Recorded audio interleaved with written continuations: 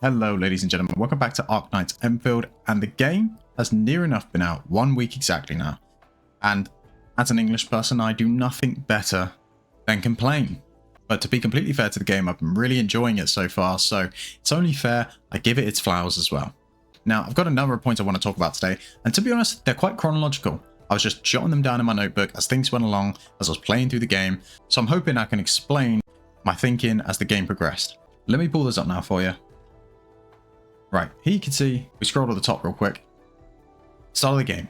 I'm just clicking and clicking and clicking. So this point is mainly to do with the story progression, tutorial progression, that sort of stuff. The early game experience, the very, very beginning of the game.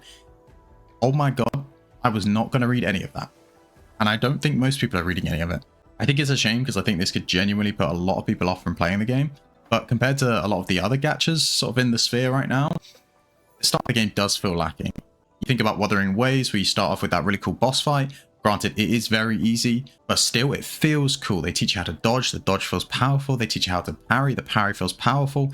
But Arknights Endfield just sort of goes, pop up tutorial 1, pop up tutorial 2, pop up tutorial 3, pop up tutorial 4. There's a lot of pop-ups, a lot of tutorials. And unless you have unlimited amounts of free time, you're probably just clicking and clicking and clicking to get through it all. So in terms of that very start of the game experience, that is the main issue I had with it. I think the one thing that of course saves it is the fact that the world and the characters are beautiful. I mean, let me just click back into game real quick. Here we have my T1 Ember, and praise the Lord, because goddamn, she looks incredible. Also, I didn't even realize she had twin tails in her hair like this, but it is so cool. I like that hair design. But it's not just Ember. I mean, I think Arknight, personally, is actually the coolest looking character in the game. Her attitude and everything about her is just really, really cool. And again, I like the twin tails, the twin ponytails. I just think it's cool. So yeah, if there's one thing in the early game that's easily going to keep you in, it's definitely the beauty of this game. Next thing I wrote was combat feels a little slow, except in boss fights. And I think getting into the late game, that still feels pretty true. I'd say less true, because now that I have a team that actually combos with one another and they trigger each other's automatic effects and all those sorts of things, it definitely feels a little bit faster. It does feel like there's a lot going on, and sometimes that's kind of hard to process and digest. Admittedly, they do give you very big windows for you to activate your counters and automatic abilities, so it's not like you can't focus on dodging and then do your counters. But as for boss fights, like, boss fights felt great to me. I don't think it's really often in gacha games you get bosses with like 3 phases. Granted, this isn't some kind of Dark Souls or Elden Ring 3 phases where it gets harder and harder and you are dreading getting into that final phase because you've already lost half your health and all your Estus flasks. No, it's not like that. But I could definitely understand people losing to the bosses in the game. It's not unrealistic. But all in all, it is a gacha game, and we do have to remember that. It is not an FPS shooter. It is not a competitive game. You probably shouldn't be coming into this game expecting high-octane, high-paced combat with tiny iframes and all those sorts of things. It's just not how it is. And honestly, it's not what I play it for. However, even in the late game, there is one thing I think that's slowing down the combat, and it is the random mob HP bloat. I don't know if it's just me, and maybe I'm just bad at the game, but some of the random mobs have so much HP and I'm just stood there clicking, trying to get my stamina bar, meter, whatever the hell it's called, to regenerate so that I can actually use my skills again to deal real damage, because basic attacks just don't do anything half the time. So simply put, too much HP on random mobs, and if you don't have a perfect team, combat can feel pretty sloppy. But when the fights matter, aka in the boss fights, I'd say they're pretty good. Number 3, I just wrote auto battler is boring. Now, I feel the reason they put this in here was because of the original Arknights. Yes, it's a little bit of a nod. It sucks. I think I even took a clip of myself during the tutorial one where you have to just sit there doing nothing for over a minute. I'll put that in here.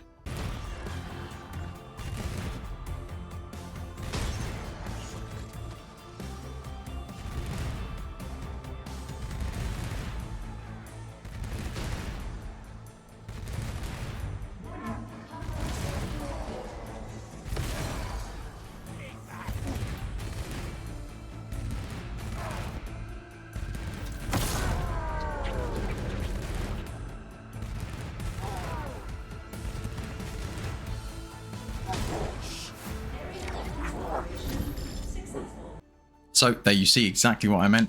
It's just not that fun. At least in some fights they let you participate, but in the ones where they don't even let you participate, you are just sitting there and there is no way to speed it up. So I pray they do a little bit of quality of life with the auto battler, because it's not it right now. Next up, I just wrote Factorio is fun. And in fact, I'm just going to take you guys over to, you can see I've just unlocked the factory in the Wuling area, but I haven't built anything there yet. So if we jump back over to Valley 4, jump over to my hub. Right, we made it to the hub. I hit caps lock just to bring myself up to the skyward view.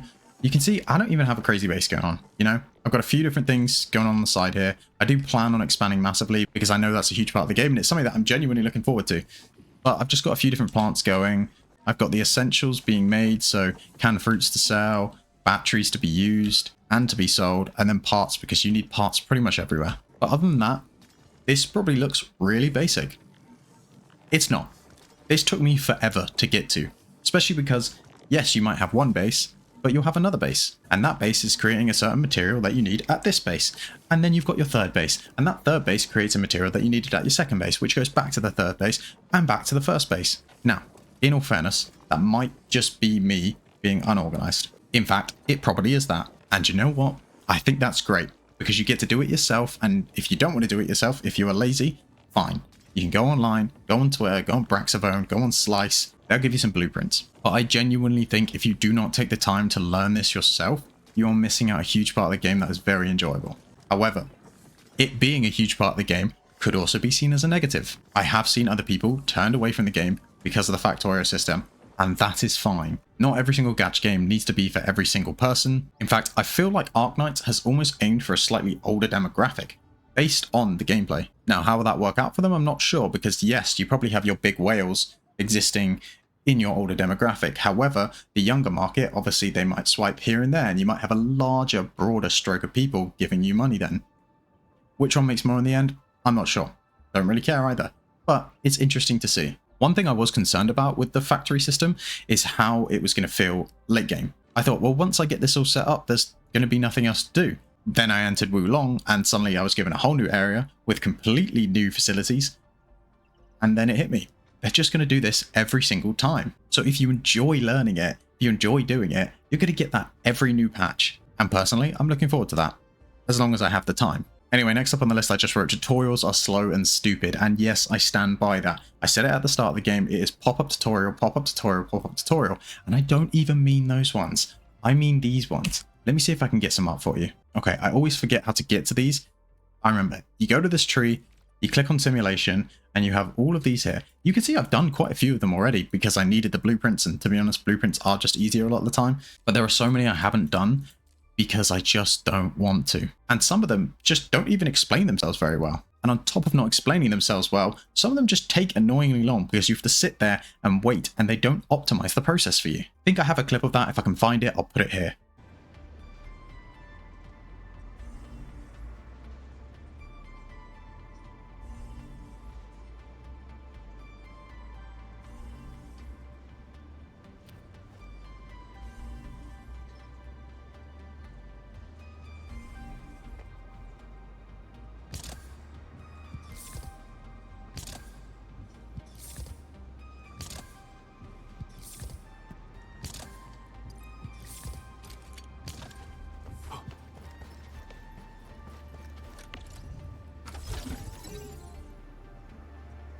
Hopefully I found it. Hopefully you guys saw it. If I didn't, great. But yeah, my point is I don't think anyone has the time to go through all of those tutorials, but I can also understand the necessity of them. So what I think the best thing they could do is at least make them quicker. I don't know, have it so that production is sped up or at least optimized. Because even as someone who had never touched this game before, I didn't need all those tutorials. Next up we have number 6. I just wrote gear progression makes no sense. Now, when I wrote this, I didn't realize something. If we hop over into the gear assembly here, you can see, ignoring the gold gear because I am not anywhere near close to making that just yet, we have our purple gear. I have recently made purple gear. I am very happy with it. You can see down here I had to use these blue crystal components. Great, we all understand that. Now, if I scroll down to the blue gear and I click on these, you can once again see a blue crystal component. No, actually, sorry, that's a ferrium component. Please somebody tell me, am I just stupid? I get it, okay? If I look at them now, if I click between these, I can see one of them has a blue background, one of them has a green background, and in fact, one of them is darker blue than the other one. I don't know, maybe I'm just stupid, and maybe this is just me nitpicking, but could they have just not made them two distinctly different colors? And on top of that, even ignoring that, you just don't really need blue gear. I got through every single piece of content, no problems whatsoever, just using the green gear. Before you knew it, I had purple gear on my characters, and then suddenly over here in the node missions, they decide, make 4 pieces of blue equipment. I am past blue equipment. I do not need blue equipment, and yet I have to make blue equipment. Now, it's not the end of the world. It's pretty easy to do. Yeah, sure. But it always bugs me when games do this. When will they learn just to write, make blue equipment or higher? It's that simple. Problem solved. Honestly, this might just be me nitpicking, but yeah, if they could just make it a little more clear that they're 2 different components and not force me to make 4 pieces of blue gear, that'd be great. On to number 7, I just wrote, friendship stocks are broken. Now, if anyone's been playing this game and actually progressing or trying to progress, you've probably realized by now, friendship stocks are broken. I actually haven't done my stocks for the day, so we can jump over and I can show you exactly how this goes. So first we're going to jump into stock redistribution. We're going to head over to elastic goods, and you can see all of these down here. I'm going to explain this for people who potentially don't know how it works. Now, you can see a lot of these have different fluctuations in their prices on them. For example, 48.7 is the lowest possible one. That might look bad to you, but actually what you're hoping now is you're going to click into here, you're going to click on friends prices, and you're going to see a friend like this. You can see at my friend's spaceship, they have an increased amount of 215%. So whilst I can buy these for 48.7% less than what they're actually worth, I can then go and sell them for 215% more than they're worth. Now you don't just want to jump and assume that's the best one. You probably want to click through all of these and check. So once again, friendship prices, 233%. Friendship prices, only 78. Here we've got 167. This was the one we saw before with 215. So at this point, you kind of have to think to yourself, okay, 48.7% down, 215% up, whereas this one's 39.4% down, but it was 233% up. So it's more up, less down. Honestly, I have no idea which one's better. I don't think it really matters. The number's going to be minute between it. I'd probably just go for the one with the bigger down because that just makes sense to me for some reason. But otherwise, just quickly going through the others, you can see 14.7% up. We're never going to buy that. 11% up, never going to buy that. 78.9% up. You could, if there were just no good options, have to fall for something like that, but generally you'd hope you can get something that's in the 100 or 200%. And last but not least, we see 56.3. So, like I said, coming back here, this one for me is the cheapest. It is also the one with the best friends price increase. The awkward thing I'm just realizing is I only have 2.37k, so I actually can't even buy that many of those. So what I'm going to quickly have to do first is head over to my outpost management and sell some goods. What do I have a lot of? Okay, I've got tons of Origin Crust, so I'll just sell some of those quickly. What else do I have tons of? All of these butt capsules I'm making purely just to be sold, so I'll sell all of those. All of these canned fruits are being made just to be sold, sell those. And now we've got 150k, great. So you can see I had to make all of that and sell all of that just to get 150k. Now, we head over to stock redistribution. We buy these guys here. I can buy 145, but that's purely just because of how much I've leveled up my bases, or whatever they're called, my outposts.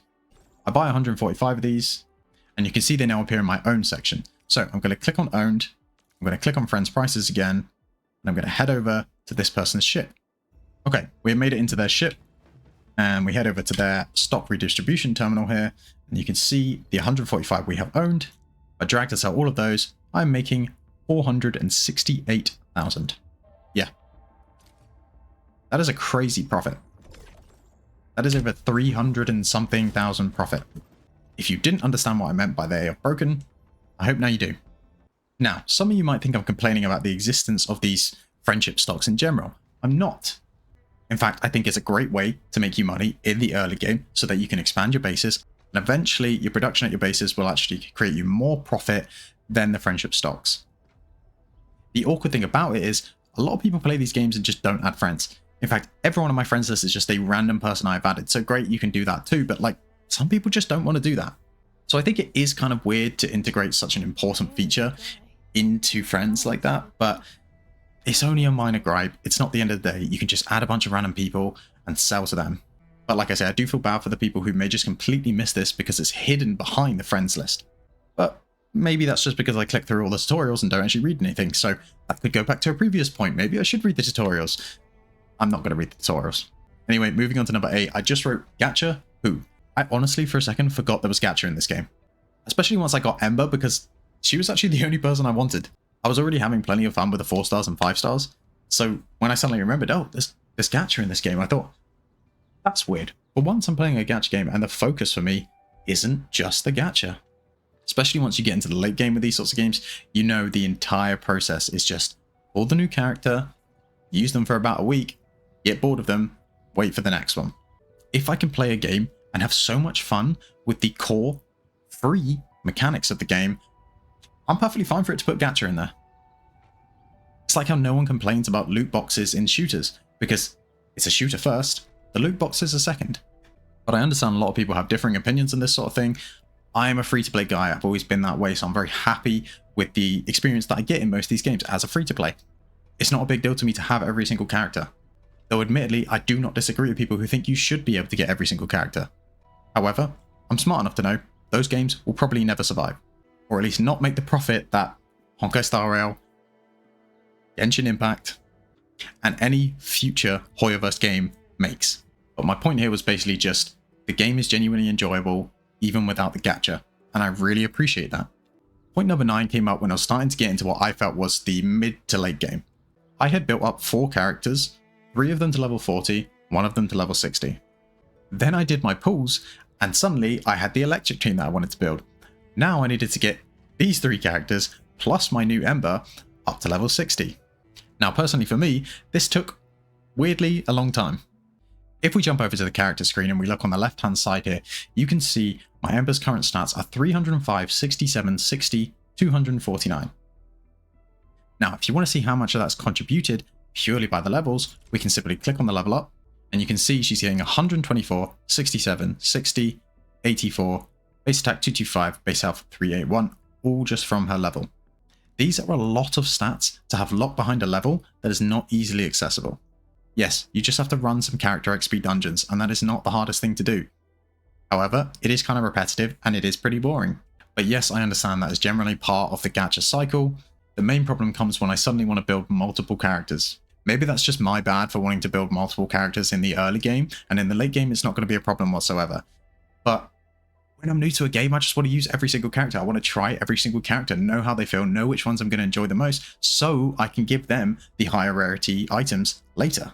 The ones that might be scarce, and if I use on the wrong character that I realize I don't actually even like that much, I'm going to regret it.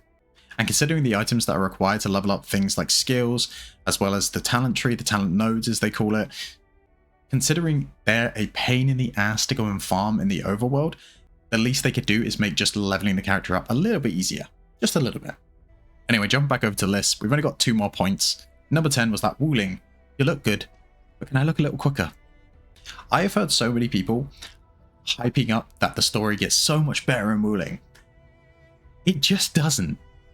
Now, granted, one of the first characters has appeared that's actually piqued my interest as a bad guy.